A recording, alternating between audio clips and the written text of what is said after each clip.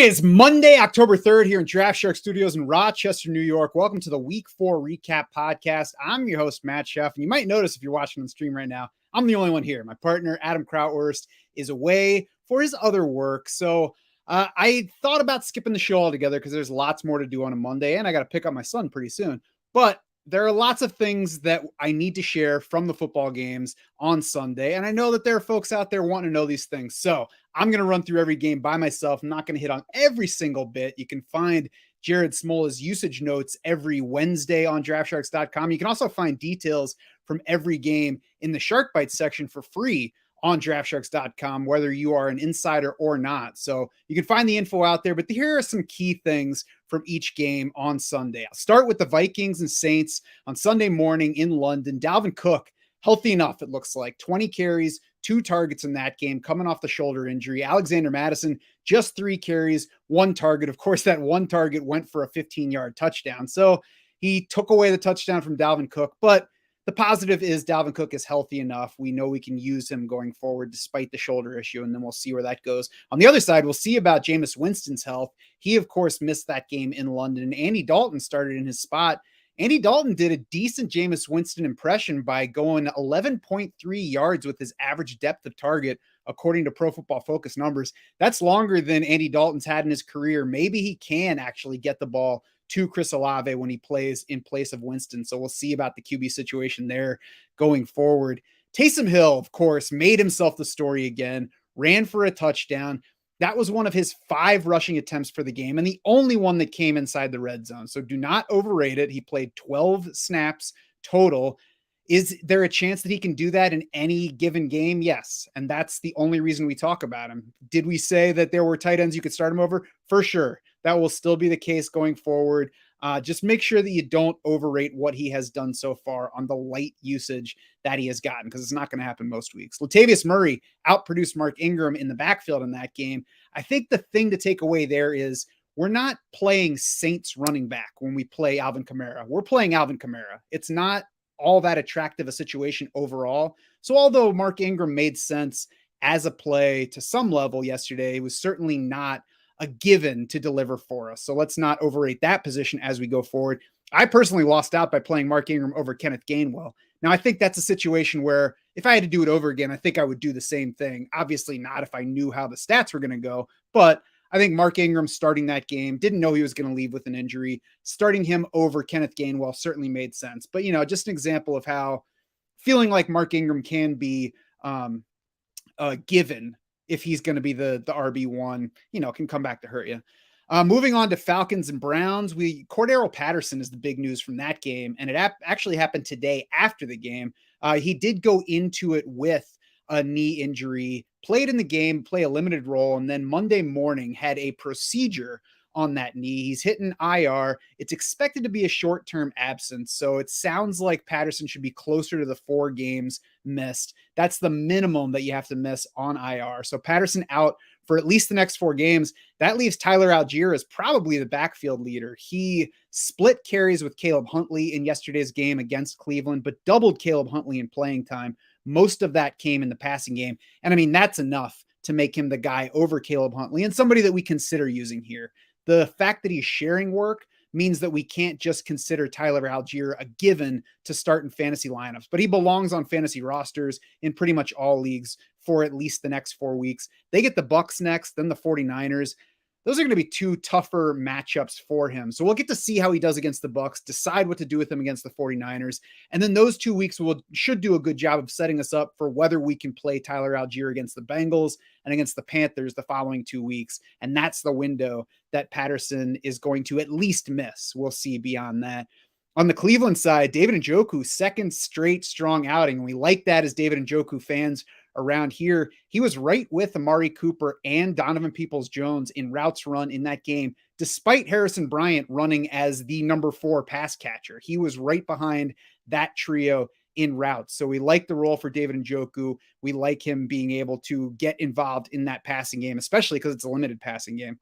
So like David Njoku as a tight end option going forward. Bills Ravens in a rainy game that gave us unders on both points and passing production.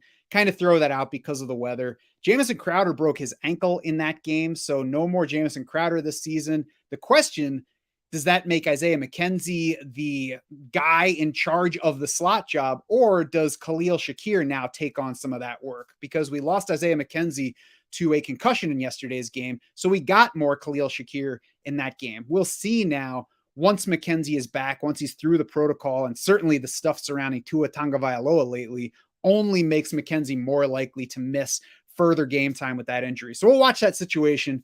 We'll see next time out, next time that McKenzie is available, how they share work. If it is McKenzie in charge, that would obviously make him a stronger fantasy option. And in deeper leagues, maybe we go ahead and stash Khalil Shakir to see what happens with him. On the Baltimore side, Rashad Bateman, playing time down, and he left early in the second half. And there's some word about it being an injury, but I haven't seen a specific report on an injury that he sustained. So, leave it in the comments if you know what it is. I was searching around before the show. I didn't see a report on the injury. I didn't see any listing in ESPN's injury listings for all the guys who are hurt right now. So we'll see. Demarcus Robinson stepped in, took over that spot in the second half. I'll be curious to see what's up with Rashad Bateman this week. J.K. Dobbins grabbed a lot more work in the Baltimore backfield in that game, played 10 more snaps than Justice Hill. So that's not a huge gap, especially when you consider Justice Hill hurt his hamstring in the second half of that game. But 17 opportunities for Dobbins versus 10 for Hill. So that's good. 2 touchdowns for Dobbins. Obviously, you love that if you ended up using him in fantasy or if you have him on best ball teams.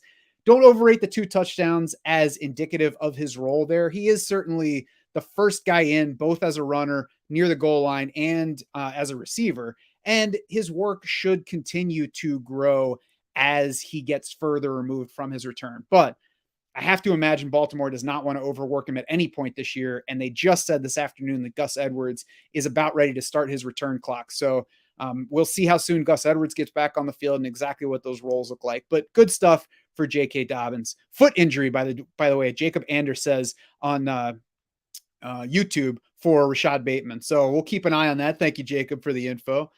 On to Cowboys at Commanders. We had Michael Gallup returning from his injury finally for that game. Dalton Schultz also returned after missing week 3. So Dalton Schultz, Michael Gallup, both ran 24 routes in that win over the Commanders, right behind CeeDee Lamb at 29. Noah Brown remained in that mix as well, but he hurt his neck near the end of that game. So we'll have to see if he's available in week 5 and see whether Michael Gallup's role grows. I would have to assume Michael Gallup's role continues to grow and that he takes over that number 2 position pretty soon, even if Noah Brown is healthy. In the backfield, Ezekiel Elliott, Tony Pollard have obviously been sharing stuff for a while. Zeke yesterday took his largest share of their combined work among the 4 games to this point. He went 60% in week 1 between those 2 guys. And I'm talking total opportunities, carries plus targets, 54.8% in week 2, 53.3% in week 3. So it looked like it was coming down, 65.6% against Washington. Does that mean the Cowboys clearly prefer Zeke to Tony Pollard and we should worry about Tony Pollard? Not necessarily. It does mean that we can't count on Tony Pollard being a standalone option right now, and we'll need to see where things go. I would have to think Dak Prescott returning, which should be soon, helps because that makes passing more attractive for the Dallas offense, but we'll have to see because that level is certainly not a level at which we can comfortably use Tony Pollard as a standalone fantasy option. The Washington backfield, talking about uncomfortable, Antonio Gibson is already losing work and Brian Robinson's not even back on the field yet. Jonathan Williams jumped into the mix against Dallas, only played 6 snaps, saw 5 carries, but he was in the mix on the team's first possession. So it's not like they got late in the game and he got some touches in garbage time. Washington does not seem satisfied with Antonio Gibson. Brian Robinson is nearing his return, might be back on the field as soon as this week. So stash Brian Robinson, keep trying to trade Antonio Gibson if you have an opportunity. It's going to be tough. If you can't, stash him and we'll see what happens. Obviously, there's always the chance that Brian Robinson goes down again and Antonio Gibson stays in there. So we'll see where it goes. Jahan Dotson also left that game late with a hamstring injury, so we'll have to watch his situation. Seahawks 48, Lions 45, the shootout we all knew was coming. It's time to take Geno Smith seriously, it appears, at least in weak matchups. And that's what he got yesterday. 320 plus yards passing in 2 straight games for Geno, a league high 77.3% completion rate, through 4 weeks so far. I'm shocked, but that's why we have to take it seriously rather than just say, oh yeah, Geno loaded up on fantasy points against the Lions. That's what everybody does. Next week brings a tougher matchup with the Saints. I can't say I'm going to be starting Geno Smith next week, but if he's sitting at like 25 when our rankings first come out early in the week, I'm going to say, hey, Jared, we got to move Geno Smith up because it appears that he's for real. And then week 6, Seattle gets the Cardinals. So I think that's a potentially usable spot for Geno Smith. And we'll see exactly who the quarterbacks are that we're looking at that week to determine whether we're playing him. That's when the buys start too. So that could put Geno Smith more in play. Rashad Penny, congrats if you started him. 17 carries, 151 yards on the ground, 2 touchdowns. Now, the pump the brakes point about that, his touchdowns came from 36 and 41 yards out. Obviously, part of the allure to Rashad Penny is that he's a fast enough, athletic enough guy to score from long range. That stuff's just not going to happen normally, though. So, make sure you don't treat that as though he just had a monster day on 20 plus carries and scored twice near the goal line. Great day. He's capable of big days, especially in cake matchups like Detroit is. But let's remember it's Rashad Penny. Might be a trade. It might be a sell high opportunity for Rashad Penny coming off of that one. Not saying give him away for whatever you can get, but at least do a price check. Jared Goff had a big day on the other side. It might seem like the same kind of thing as Geno Smith, where we maybe believe in Jared Goff, but he hasn't shown as much as Geno Smith to let us do that yet. He arrived at just 58.9% completions, 6.7 yards per attempt coming into that game against Seattle. And that was with the guys healthy, with Amon-Ra St. Brown around, with DJ Chark on the field, with TJ Hawkinson and DeAndre Swift around. He still had those lackluster numbers. So yesterday, I think it was more a matter of Jared Goff running up against what appears to be the worst pass defense in the league. Seattle hit week 4 as the league's worst pass defense by Football Outsiders DVOA. So going forward, give every quarterback a boost for that matchup against Seattle. And we'll see about the health of the Detroit receivers for week 5. Chargers 34, Texans 24. The Chargers are okay after all, especially Austin Eckler scored 3 times in that game. So you breathe a sigh of relief if you have Austin Eckler on your rosters and you've been getting worried about him. That said, it's not time to totally forget about your concerns because his playing time is still down a little bit versus last year. Mentioned Rashad Penny's touchdowns coming from long distance, not nearly so long for Eckler, but he did score from 10, 20, and 14 yards out. So that doesn't really answer the question of whether he has to split or give up goal line touches to Sony Michel going forward, because we didn't see those touches in yesterday's game against Houston. We're going to have to watch and see where those go. We're obviously starting Austin Eckler if we have him on our teams going forward, but we can't lose sight that yesterday he had 13 carries versus 10 combined for Joshua Kelly and Sony Michel for the season, just 10 carries ahead of that duo, 45 versus 35.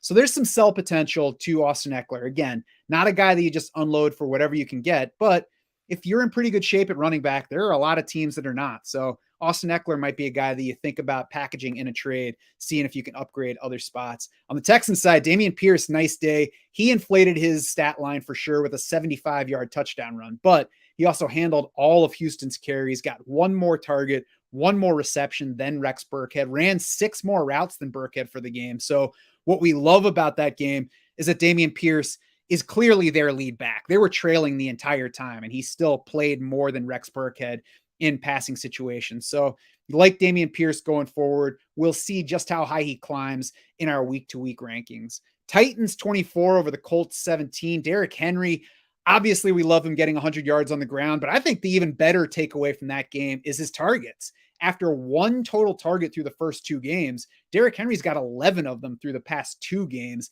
That's a 23% target share over those 2 games. And that's excellent for Derrick Henry because he's not going to be giving us 100 yards on the ground every time out this season. So if he can give us 80 plus yards plus 20+% target share, I mean, that's the guy that we all would have comfortably drafted in round 1 instead of fading to round 2. So we like that. What we don't like from the Titans is Treylon Burks suffering a turf toe injury, likely to miss multiple games here. So we'll see exactly how long. I think the first signal we'll probably get is whether the Titans put Treylon Burks on IR. They have not done so yet. That would knock him out for at least 4 games. So if they go through this week without putting him on IR, that says that they don't expect him to miss more than 2. They're at least hopeful he makes it back for that 3rd. So we'll watch and see what happens there. On the Colts side, Matt Ryan continues to look worse than Carson Wentz, and it's hurting the offense. A big yardage yesterday for Ryan in that game. Obviously, only the 17 points, though. He spread it around, which hurts our fantasy teams. I wouldn't worry about Michael Pittman. There's going to be games like that where it just gets spread around instead of concentrated to one or two guys. But the O-line is not playing great. The pass blocking wasn't awesome last year. The run blocking is worse this year. Pro Football Focus has them at 20th in run blocking grade so far, team-wide. And that's certainly not helping Jonathan Taylor, who had another unproductive day and then finished it with an ankle injury. The good news from Adam Schefter, the tests are negative. He has a chance to play Thursday night against Denver. It's tough to have Jonathan Taylor right now because you're worried about his performance, his production, but there's not really a whole lot you can do. You can't really trade Jonathan Taylor right now. I mean, maybe you find somebody who's like, oh yeah, Jonathan Taylor is bound to bounce back, and they pay for him like he's Jonathan Taylor, the number one overall pick. If that's the case, go for it. But even that's going to be tough this week because he's now coming off the ankle issue. So the best bet is to hang on to him for now, play him, see what happens. We'll see if there's a sell window or if the Colts can just rebound in general. Ultimately, you probably just kind of have to hang on to Jonathan Taylor and see what we get from him going forward. Giants 20, Bears 12. The next one, the Bears had 35 dropbacks in this game, and it did not go well. 11 of 22 passing for Justin Fields, 174 yards, no touchdowns, 6 sacks against the Giants, who are not known for pressuring quarterbacks all that much. Didn't throw a pick in this game, but did lose a fumble. Things not going well for Justin Fields. He's obviously not anywhere close to fantasy lineups if we can help it, outside of 2 quarterback leagues, of course. And I have him in a 2 quarterback league where I didn't start him either the past 2 weeks. Darnell Mooney, 4 catches, 94 yards on 5 targets. No one else for that team topped 24 receiving yards. So it continues to be a passing wasteland, and we'll see where we go from here. But it doesn't get a whole lot better than a matchup trailing against the Giants. On the Giants side, Daniel Jones, ankle injury. Tyrod Taylor left that game with a concussion. Sounds like Daniel Jones might be fine to play this week. He did re-enter that game after Tyrod Taylor left. So we'll have to watch and see how good that ankle is. If he's not, it's Davis Webb time probably for the Giants. That's not good for anybody, but fortunately we're not starting anybody besides Saquon Barkley in that Giants offense anyway, so it doesn't really matter. Barkley dominated on the ground, lost 2 rushing touchdowns to Daniel Jones in that game against the Bears. We also lost Kenny Golladay. I say we shouldn't have Kenny Golladay on our rosters, but he went down with a knee injury yesterday. Another wide receiver injury for this Giants team. We'll watch and see when Kadarius Toney and Wan'Dale Robinson are coming back, because those are really the 2 guys that we're most interested in for any fantasy potential going forward. Philly against Jacksonville in that game. At first, if you were watching the scores on Monday, Jacksonville jumped out to a 14-0 lead. Part of that was a long interception return by Andre Sisco. And then it quickly became Eagles, all Eagles. They scored the next 29 points, took over the game. Another rainy one like Baltimore, Buffalo. And I think that's why we don't actually have too many takeaways from this game. Trevor Lawrence was awful. He lost 4 fumbles, threw an interception. His first fumble was him just dropping it as he was trying to scramble around. Probably a factor of the wet ball on the rainy day.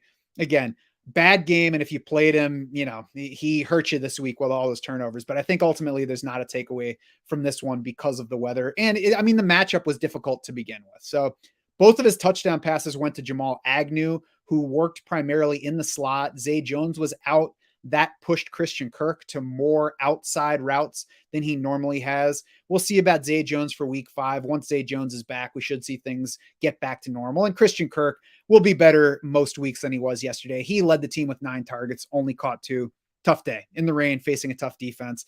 That's going to happen. Eagles on the other side, light passing day for them, again in the rain, playing with the lead for a lot of it after coming back from that deficit. And Miles Sanders was awesome. Career high, 27 carries, 134 yards, 2 touchdowns. Don't feel bad if you didn't start him.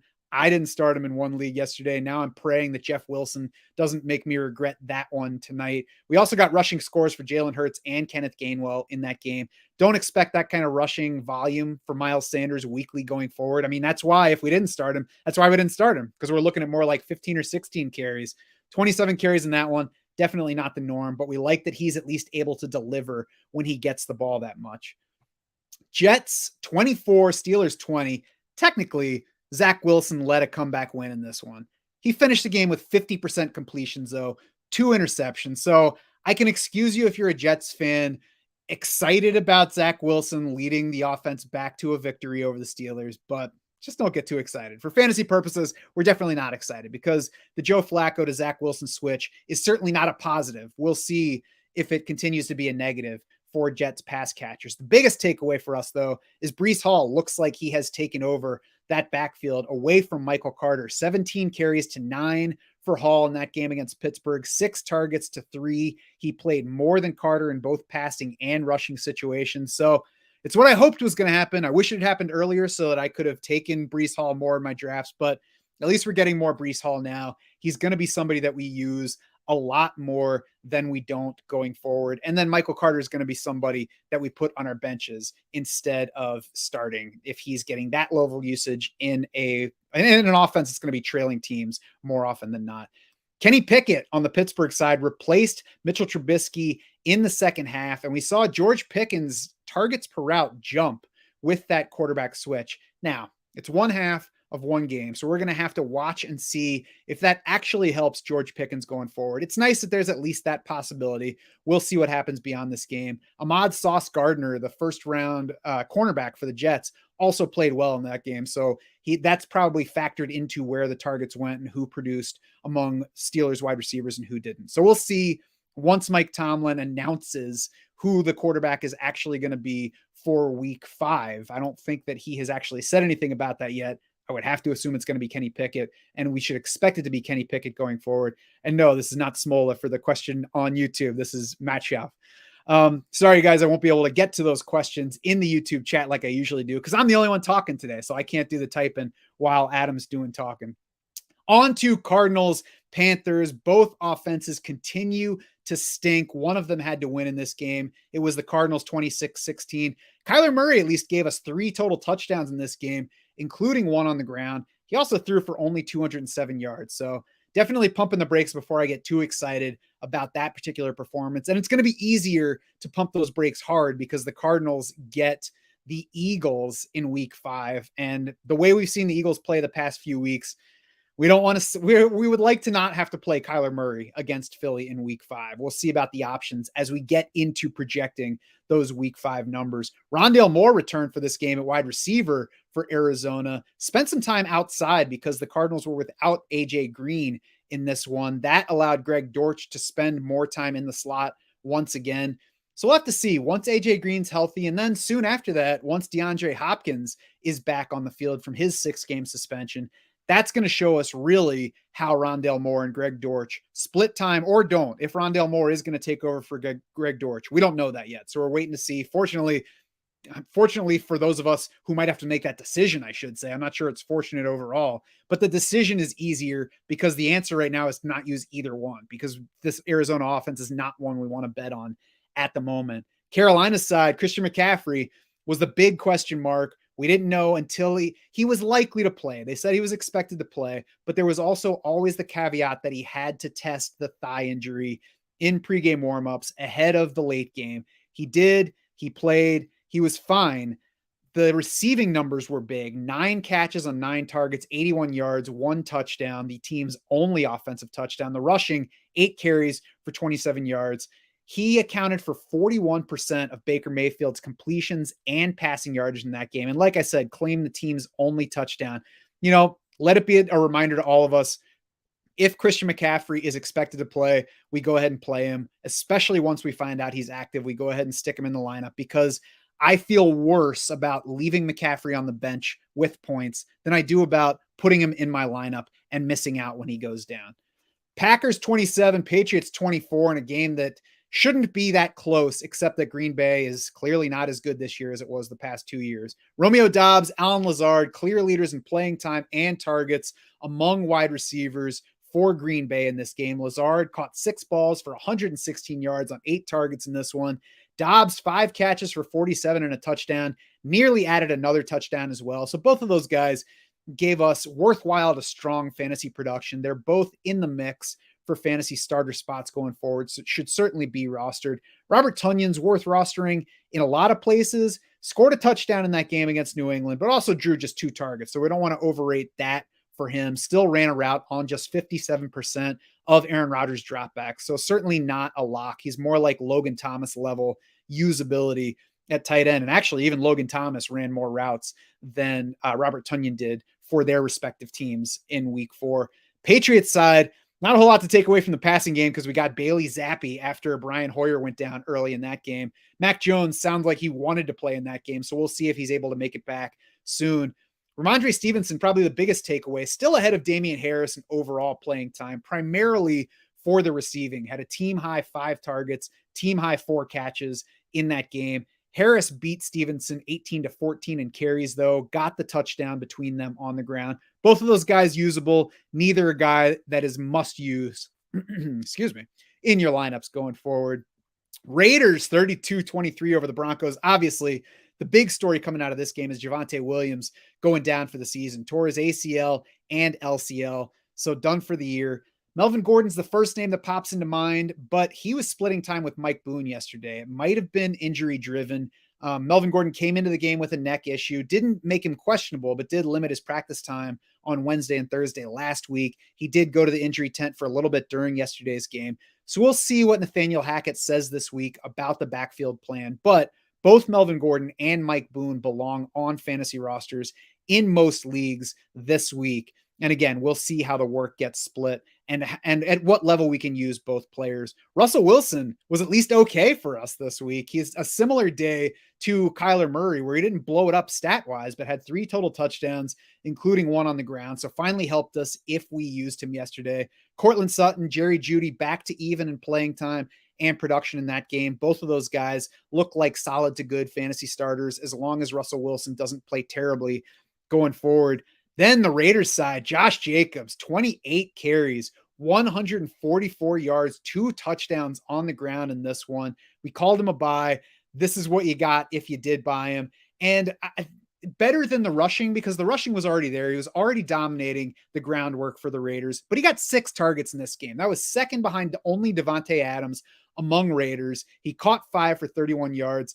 Just like Derrick Henry, this is a second straight game where Josh Jacobs got excellent receiving usage, and that's what we need if we want to carry his fantasy value week to week. So we love that development for him. That's 11 targets over the past 2 games. And after the game, Josh McDaniels called him one of the best backs I've ever been around. So we can officially put to bed any notion from the offseason that Josh McDaniels doesn't like Josh Jacobs. He clearly does. He's using him that way now, and Josh Jacobs is a fantasy factor going forward.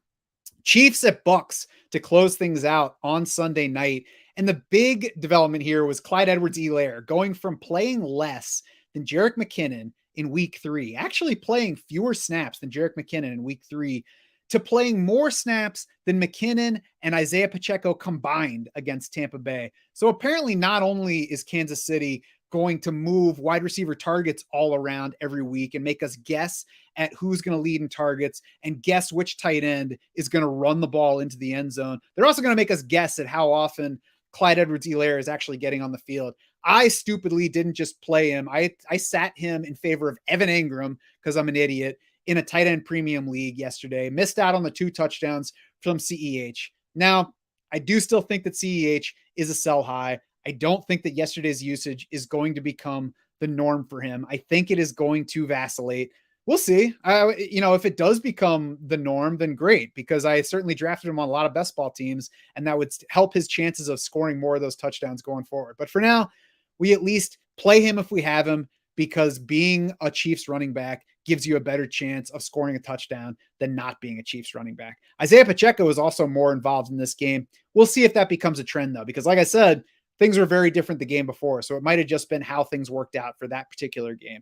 Sky Moore also passed Justin Watson in playing time in this game. So that's going to be something to watch. It's not yet to the point that he's usable in fantasy. He only ran 11 routes in this game, but 11 routes versus 19 for Mecole Hardman, that's a pretty good level. That's a good jump for Sky Moore. And so we're going to watch him to see if he can keep progressing and get into the fantasy mix going forward. On the Bucs side, we got some wide receivers back healthy. We got Mike Evans back from the suspension. He, of course, scored, as Mike Evans tends to do. The biggest thing for the Bucs side, though, was Tampa hacking off a large chunk of Leonard Fournette's playing time and feeding it directly to Rachaad White. Now, maybe it was partly a function of falling behind early to the Chiefs and playing chase in that game. They threw the ball a lot more, ran the ball a lot less than in previous games. So we'll see if that continues, but it's a positive development for White. Even if it's a one-game thing, we at least know that it's a possible thing in a game that they play him more. We know that trailing game script has a chance to mean more playing time for Rachaad White and not just passing work for Leonard Fournette as opposed to rushing. So we'll see where that goes. But Rachaad White should absolutely be on rosters wherever it's possible, because at the very least, he is a strong handcuff. And if Leonard Fournette goes down completely, he looks like a near complete replacement. So that's going to be it for this one-man recap for this week. I hope you got some nuggets that you could use. You can head over to draftsharks.com now, though. You can read through the Shark Bites. We've already put a bunch of info from Sunday's games up there for DS insiders and non-insiders alike. You can read those there. We've got more coming as we keep getting through all the games. Then, of course, one more game to go tonight. That will have info up there as well. Then Tuesday, it's on to the waiver wire articles. It's on to our week 5 projections. It's on to all the stuff that we do to try to help you win next week. That's going to include our next buy, sell, hold report, the second of the season, hitting the site Wednesday. So check it out. We'll let you know who we're buying, selling, or holding to see what happens going forward. I've been Matt Schauf, giving you the recap for all of the Draft Sharks crew. Thanks so much for swimming with me.